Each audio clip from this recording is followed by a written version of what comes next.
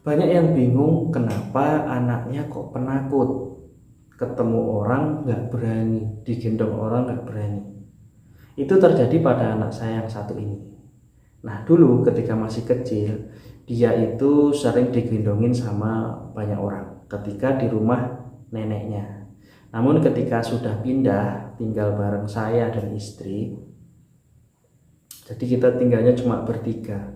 Nah, di situ dia jarang bersosialisasi atau mengenal banyak orang. Hingga akhirnya ketika dia usianya sudah 1 tahun, dia sudah bisa mulai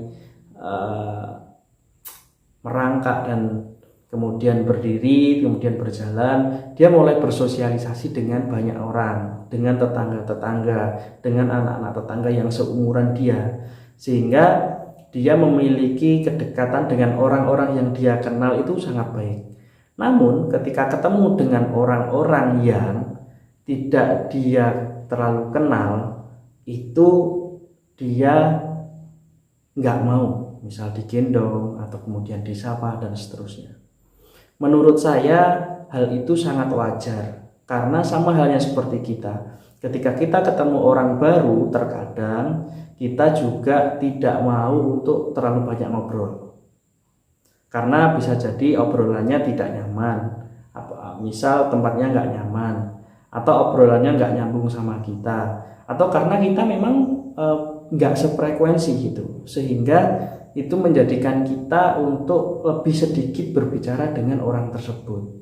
Nah, itulah yang terjadi pada anak-anak, bahwa mereka ketika ngobrol dengan orang itu juga membutuhkan yang namanya kenyamanan. Ketika diajak oleh seseorang itu juga membutuhkan yang namanya kenyamanan. Sehingga ketika ada kenyamanan, sehingga ketika kenal, anak itu pasti mau, apalagi dalam pengawasan orang tuanya.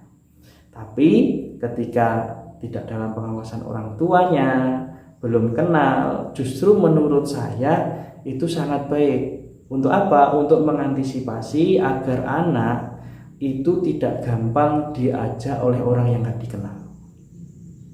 Ketika gampang diajak, waspada, banyak orang-orang di luar sana yang ingin berbuat jahat kepada keluarga kita atau kepada anak kita. Salah satunya adalah para penculik anak. Sehingga kita harus mewanti-wanti dan mengatakan kepada anak kita, ketika diajak oleh orang-orang, misal ada om-om atau tante-tante yang tidak dikenal, atau kakek-kakek, nenek-nenek yang tidak dikenal, jangan gampang mau ikut. Dikasih apapun jangan gampang mau ikut. Anak-anak harus punya kewaspadaan sejak kecil. Ya, jadi jangan khawatir kalau anaknya nggak gampang mau diajak orang, karena dia sedang menyesuaikan diri. Justru kalau gampang mau itu cukup bahaya. Karena apa? Karena anak nanti jadinya kalau ketemu siapa aja maunya ngikut. Oke, terima kasih. Wassalamualaikum warahmatullahi wabarakatuh.